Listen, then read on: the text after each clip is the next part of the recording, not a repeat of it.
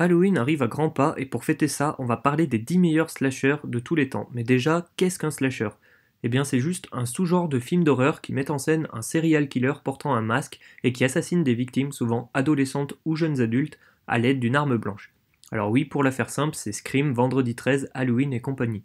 Le sous-genre était particulièrement populaire dans les années 80 et des milliers de films plus mauvais les uns que les autres sont sortis durant ces années-là.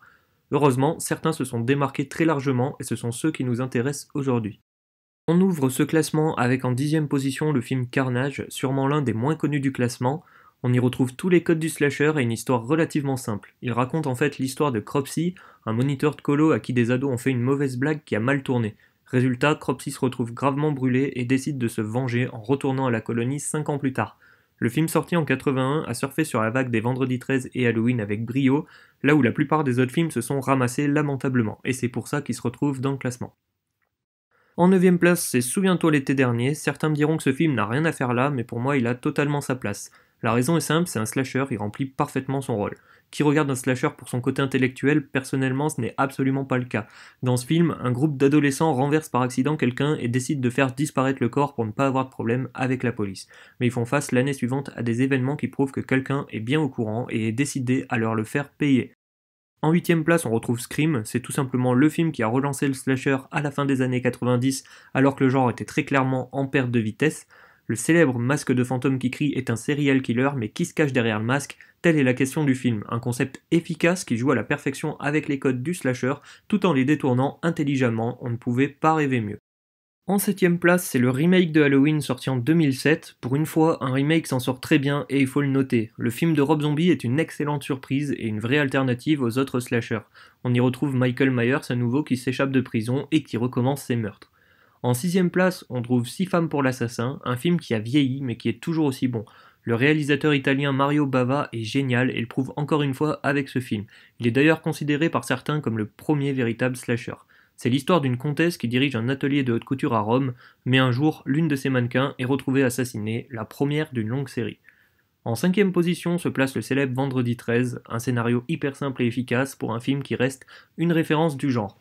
Un garçon meurt noyé au camp de Crystal Lake, celui-ci est fermé, mais quelqu'un décide bien évidemment de le rouvrir un vendredi 13, date anniversaire de sa mort. Mais les moniteurs disparaissent en fait tour à tour durant la fameuse nuit avant l'ouverture. Massacre à la tronçonneuse manque la marche du podium de peu, mais reste également l'un des piliers du genre. Il a la particularité d'avoir été inspiré par des faits réels. Des amis font un road trip, mais il manque d'essence. Ils décident alors de s'arrêter dans une maison abandonnée, appartenant aux grands-parents de deux des ados, mais c'est la maison d'à côté qui les intrigue. Une curiosité qui leur sera bien sûr fatale. Black Christmas se hisse à la 3e place du podium. C'est un incontournable qui a grandement aidé à développer le genre. Il a notamment beaucoup inspiré John Carpenter pour réaliser Halloween. Des jeunes femmes faisant partie d'une sororité passent des vacances de Noël ensemble lorsqu'elles commencent à recevoir des appels. Si ça les amuse au début, elles ne savent bien entendu pas que les appels viennent en fait de l'intérieur et qu'ils sont bien plus dangereux qu'elles ne le pensaient. En seconde place, on retrouve Les Griffes de la Nuit et l'incroyable Freddy Krueger, un bol d'air frais dans le paysage des slashers grâce à un génial mélange entre rêve et réalité qui permet bien plus de liberté scénaristique. Nancy et ses amis font des cauchemars sur un homme au visage brûlé lorsque l'un d'eux est assassiné directement dans son sommeil. Ils comprennent alors qu'ils doivent rester éveillés pour espérer survivre. Et enfin, bien entendu, le numéro 1 des slashers, c'est Halloween de John Carpenter. Il a quasiment propulsé le sous-genre au sommet à lui tout seul et a été source d'inspiration pour la plupart des slashers réussis depuis sa sortie en 1978. Le mythique personnage Michael Myers est devenu une légende au point d'avoir eu un remake en 2007 et un nouveau en 2018. Michael assassine sa sœur à Halloween, emprisonné pendant 15 ans, il s'échappe et retourne sur les lieux du crime pour s'en prendre à deux ados. Bien sûr, la liste aurait pu être bien plus longue et j'ai volontairement laissé de côté des films exceptionnels comme Psychose, Les frissons de l'angoisse, Chucky ou encore Le Voyeur, car même s'ils ont ouvert la voie au sous-genre du slasher, ce ne sont pas des slashers à 100%. Comme d'habitude, j'espère que la vidéo vous aura plu. Si c'est le cas, n'hésitez pas à liker, partager et commenter, ainsi qu'à activer la petite cloche pour recevoir la notification.